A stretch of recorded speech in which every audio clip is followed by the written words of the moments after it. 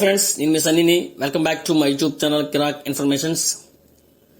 కేంద్ర విద్యా విధానంలో కీలకమైనటువంటి మార్పుల్ని కేంద్రం తీసుకొచ్చింది. 5, 8 తరగతులకి పబ్లిక్ పరీక్షల్లో నో డిటెన్షన్ పాలసీని రద్దు చేస్తూ ఒక సంచలన నిర్ణయం అనేది ప్రకటించింది. విద్యా హక్కు చట్టం 2019లో సవరణ చేసింది. విద్యా హక్కు చట్టం ద్వారా అమల్లోకి వచ్చినటువంటి ఈ విధానం క్రింద విద్యార్థులు 8వ తరగతి వరకు ఫెయిల్ అయిన పై తరగతులకి పంపిస్తూ ఉండేవారు. కానీ ఇప్పుడు అలా కుదరదు. 5 లేదా 8వ తరగతికి పబ్లిక్ పరీక్షల్లో ఎవరైతే ఫెయిల్ అవుతారో వాళ్ళని ప్రమోట్ చేసేందుకు వీలుండదు.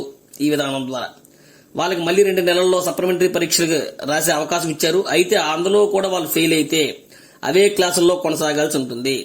అయితే ఫెయిల్ అయ్యారనే కారణంతో స్కూల్ నుంచి తొలగించకూడదని కేంద్రం స్పష్టం చేసింది. ఈ విధానం కేంద్ర ప్రభుత్వ ఆధీనంలో దేశవ్యాప్తంగా ఉన్నటువంటి 3000 విద్యా సంస్థలకు వర్తిస్తుంది.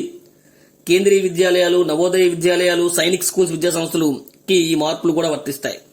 అయితే ఈ నో డిటెన్షన్ పాలసీ అమలుపై రాష్ట్ర ప్రభుత్వాలకి పూర్తిగా స్వేచ్ఛనిచ్చారు. ఆయా రాష్ట్రాల తమ పరిస్థితులను బట్టి ఈ మార్పుల్ని అమల్లోకి తీసుకోవచ్చు. సో దీనివల్ల స్కూళ్లలో డ్రాప్అవుట్స్ పెరుగుతాయా, లేదా పేదలకి అనేది నిజంగా ప్రాథమిక విద్య అనేది దూరం అవుతుందా, లేదా కేంద్రం చెప్తున్నట్లు నాణ్యమైన విద్య మరియు క్లాసుల్లో వెనుకబడినటువంటి విద్యార్థులపై టీచర్లు మరింత ఫోకస్ పెట్టే అవకాశం మెరుగుపడనుందా? ఇంతకీ ఈ నో డిటెన్షన్ రద్దుపై మీరేమంటారో మాకు కామెంట్ చేయండి. మీకు గనక ఈ వీడియో నచ్చినట్లయితే లైక్ చేయండి, షేర్ చేయండి, కామెంట్ చేయండి. But don't forget to subscribe my YouTube channel Kirak informations. Thank you.